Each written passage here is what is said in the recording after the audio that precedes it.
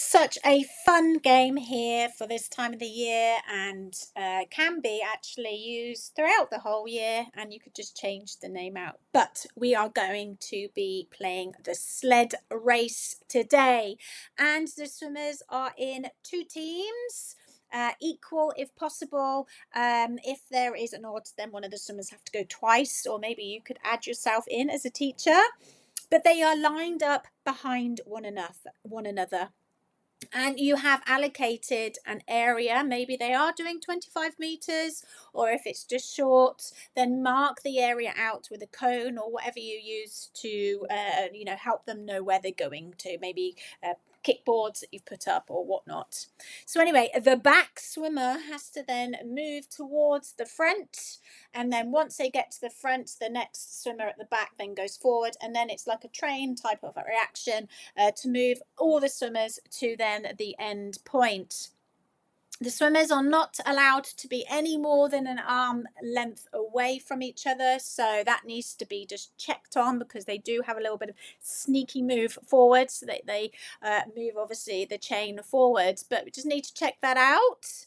And there are some variations of where they could move. So anyway, the idea of this game is that it's the quickest team to get, or the whole team, in that way that I've shown or explained, to that allocated area till the end, and the fastest they do it, the first team that gets there, are the winners.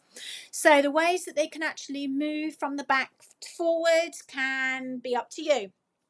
Just some examples is that they can actually swim underneath the water, through their legs, all the way to the front. So just asking the swimmers just to put their legs just in a star position under the water, so they can go through.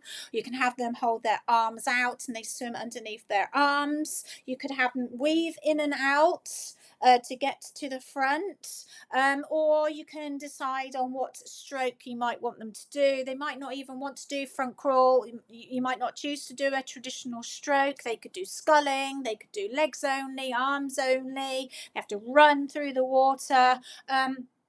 And try and think of different moves that you could think that you could have them move forward, just to challenge them a little bit. And then, so also you could add in that they, once they get to the other end, they then have to come back. So for the older ones, you could add in a little bit extra there as well. But it's a really great game. So let's have it in action here. As you can see, the swimmers here are lined up, and you've got the back person moving forward, and the two teams are doing that, and you've seen that the allocated area has been chosen. And it's a very neck and neck game on this in this particular example here, but the aim is for them to get to the end as fast as possible, with all the swimmers moving in the way I've described. So really great game. Let me know how it goes. Enjoy. Swim squad membership is going to be starting another cohort in 2025. I only open the doors every quarter. So we're opening this month in December, all of December, ready to start in January. And what a perfect time to start the year off with a big bang, in the sense of loads of information that is already on the membership. We've been going for 4 months already, so you've got 4 months of content to be able to even go through already. Every month there's brand new swim study topics that we talk about, that I go on, and we do a little bit of a workshop or masterclass, if you like. Each month is different. A guest speaker that's relative to that swim topic comes on.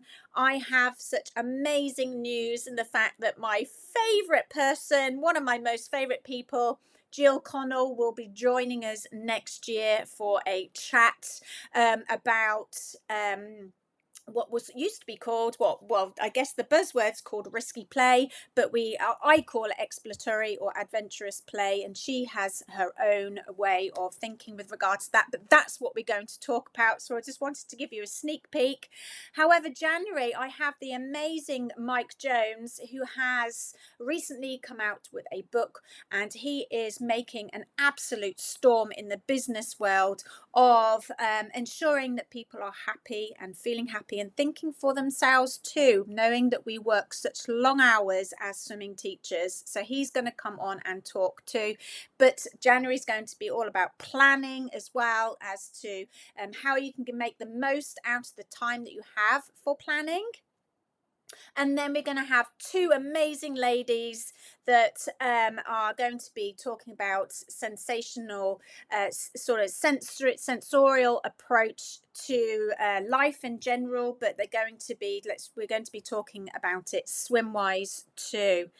So that is swim study topic. We've got guest speakers. Oh my goodness, we have oodles of themes that are seasonal and doing wintertime themes. There is in February, there is also lots of love going on. And I'm going to be doing a Dr. Seuss theme as well.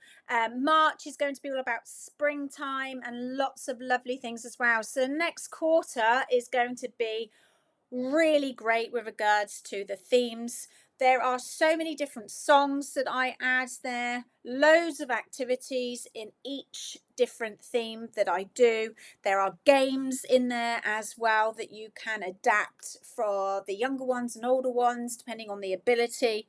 You'll also have, which is separate, is the higher stage games as well, similar to what you're watching now. And it gives you some quick games, but then they make such a massive impact in your lessons because it's fun, but they are learning so much more. You're having such an enriched program when you do these types of games as well. So I would love for you to join. The website is on here for you to go on and check out even more information.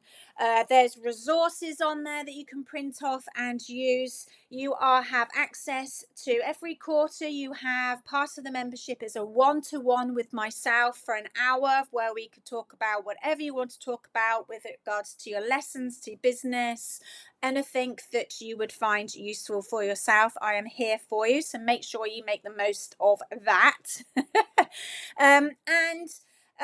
It's just really lovely to have a community together of like-minded teachers that are able to really lean on each other and give each other a bit of a pick up and a boost, because we know that in this sort of purposeful, playful world it can be quite tricky, so therefore that's why coming together is going to be really lovely. So I'd love to see you there in January. Let me know if you have any questions, and I'll see you in 2025.